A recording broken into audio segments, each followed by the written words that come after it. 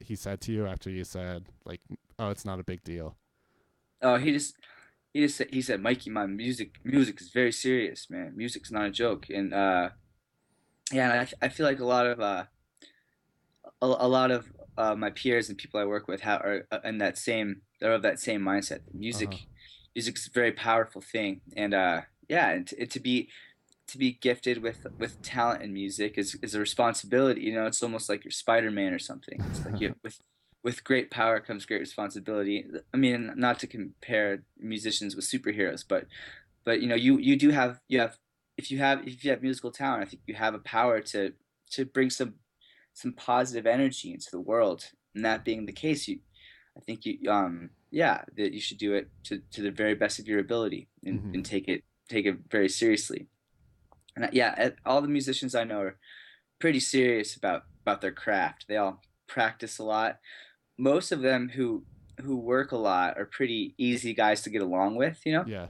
Like I would say like man, there's so many great musicians who are great players, but they're just like socially tough to hang with, and a lot of times those guys don't get work because you know because half of it is about just like working with people that you like, and the hang you want the hang to be good as well as the music, you know. Hmm. That being said, like there are some guys who are just so good that it doesn't matter, Yeah. like they're like super weird, like and like or aggressive, or you know they have like like tendencies to like to anger people, but they're so good that people are like, well, I'll put up with it anyways. So I Yeah. think there has to be a combination of both of those things, you know. Hmm. Yeah. And so something that you said earlier was like, if you're gifted with music, like you have to nurture that and like really like go for it. Um, like with your students and like people you've met, do you think like there's people like considered natural musicians, and would you consider yourself one, or is it something that like if you just put in a ton of time towards, like you don't necessarily have to be a natural at it? Right. Well, I mean, there are definitely like different degrees of that, but Hmm. actually, I've come to believe that like what constitutes talent is like first of all like an extreme interest in something, right? Yeah. like like it becomes like an obsession, like that I would say was one requisite for what you consider talent. And the other would be like something that you pick up relatively quickly, like you don't have to be like necessarily like a prodigy or something, because I'm certainly not a Hmm. prodigy. I mean, yeah, there's you know I've seen prodigies and I'm not one of them, but I feel like some people can put in like a small amount of time working on something, um, and it seems like they put in a lot longer than they did. You know, it's just Yeah. some things just come a little easier to some people, and I think music is that way for me. I think that I was just able to not necessarily like this like a superhuman rate, but I was able to absorb concepts, and my fingers were able to learn things maybe faster than average, not like insanely fast, but maybe yeah, faster than the average person. Yeah. Okay. And those would Uh, be the two things I'd say. yeah. And with your students, do you like how do you differentiate like how you teach someone? Um, like, do you just like do you teach private lessons, or do you teach in like more of a classroom setting? And then when you're teaching, like, are you trying to slow it down depending on the student, or give them as much content as they can depending on the student? Just tell me more about like how you teach your students. Okay. Well, I've done both. I've done group teaching, and I currently do I work 2 days a week teaching private lessons. Um, and yeah, I mean honestly, every lesson is different. Every Yeah. student is different. I don't have like necessarily a yeah, like a universal approach to every student I teach. Mm-hmm. I think the biggest the two groups of students I would put in as it's like the self motivated students and the externally motivated students, which Yeah. makes perfect sense, right? I mean, you get like a 6 year old kid or something, or an older kid, and you know they like they don't understand if you say practice this because you know, because you'll love it. You'll get a lot of joy out of it. And, you know, and if you practice this now, you'll be better at music, and eventually you'll be able to play well, and it'll be great. They don't understand that, you know, like Mm-hmm. they don't have that sort of like fore forethought, I guess. So so when I teach those students, like my really like my I think my underlying goal when teaching is just to engage my students to enjoy music more, both listening to music and performing it, right? But yeah, but yeah, so I guess I have two goals, and one of them is to engage my students when I teach them, so to make learning fun for them and enjoyable, Mm-hmm. an enjoyable endeavor. And my second goal is always to at least teach them something new, like if nothing else, like you learned one thing today. Great. You expanded your mind by that little Mm-hmm. bit. Like so if I can do those two things, I feel like the lesson was successful. Yeah. So when you're teaching, like, no one, or when I was learning theory, like, that was not enjoyable for me, but it's something like I just kind of like slug through. Do you have Hmm. like any tricks for making that like fun to learn, I guess? Theory. Yeah. Um, yeah. Uh, I like one of the first things I teach my students. We write music. You know, we almost not from the first lesson, but in the first couple months, we start writing songs. And first thing I do is go through all the diatonic chords in the key of C, which on the piano is laid out really easily. Yeah. You know, it's just all the white keys. So I say like, okay, so C major, that has like a happy sound, right? And then you know, D minor, that has a pretty sad sound. And E minor, wow, that's a really sad sound.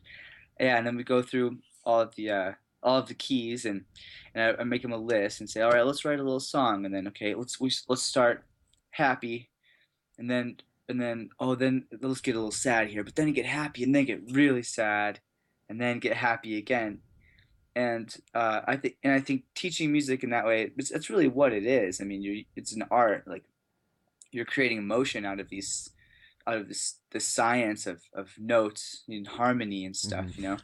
Um, and I think that yeah, and then if to expand on that, I talk about like expanding your palette. Like so, okay, so now we can play these sounds, but like if we want to use even more subtle colors, you know, or even brighter colors or darker colors to paint this musical picture and create art, then you have to, you know, delve in there and get into the theory of music. Yeah. Yeah. Mm-hmm. Okay. Cool. Um.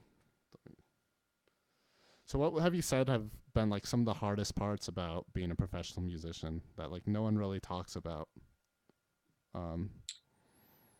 Because Uh, like it's everyone's dream to like be pro at something they love, but you never really learn about like the bad, like the shitty parts about your profession until like you're actually in it. And so what have you yeah. seen like what have been some of the really hard parts for you? That's a good question. I don't know. I feel like I had it pretty good for the most part. Mhm. Let me think about that question. It's hard. Yeah, it's hard for me to really think of anything. Really, it's just you know, pretty much for me, it's been good. I mean, sometimes money can be a little bit of a. It could be it's unsteady sometimes. Mhm. Sometimes that can be worrisome.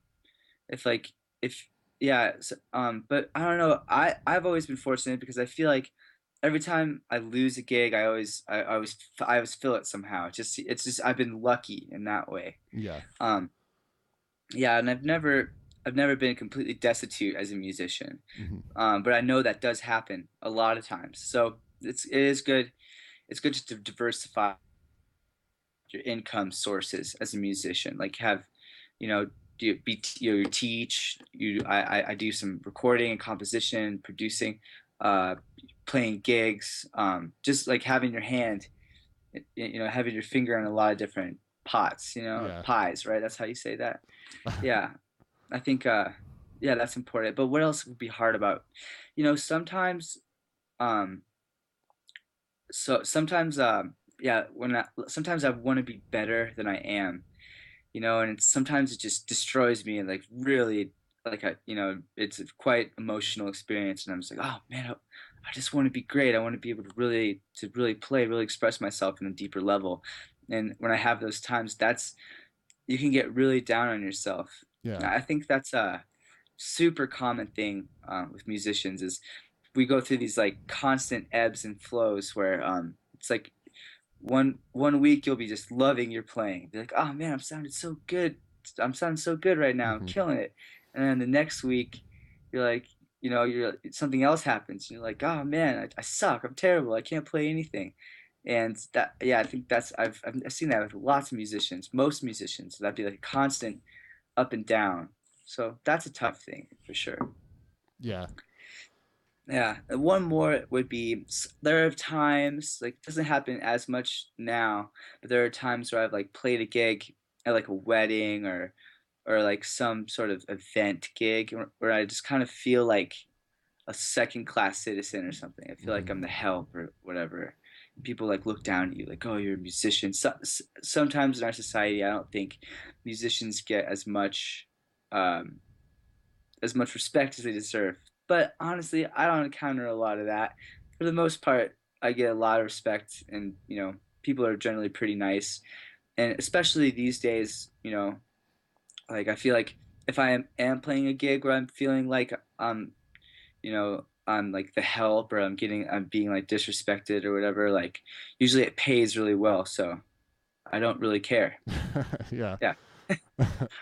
um, so like if you didn't have to have like if you didn't have to be doing a ton of different things for your income source, like what would be the thing that you would like to do?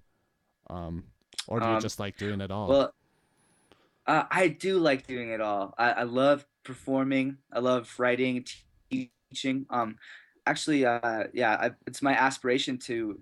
I really would just like to compose, like, would be for the majority of my income. Hmm. I like to do like film scoring, um, composition for commercial media, and yeah, just be able to wake up every day and like hang out in my underwear and just write songs and create them Yeah. all day. That would be to me would be like that would be ideal. But of course, I love performing, so I'll always do that. But I it's a fear I think for most musicians. Like you're in your 50s and 60s, and you're still depending on like you're like schlepping your keyboard and your amp to like all over town to all these gigs at bars and staying out until 2 a.m. And depending on that for your income, that's a scary thought. That's not where I'd want to see myself. So yeah, I think the composition thing would be Hmm. the goal of mine to make that more of my main income. Yeah. And so like if that's your goal, how do you like see yourself getting more and more into that? Because I'm sure a lot of people would love to do that also. And how do you think is the best way? Totally, yeah, So yeah. Obviously, I don't really know because I'm not doing it yeah. yet. I'm just joking. I've researched a lot. I mean, the film scoring thing, you kind of have to live in LA, Hmm. at least to start out. New York too, but really LA is like the place where the movies are made. So if you want to score film, you have to live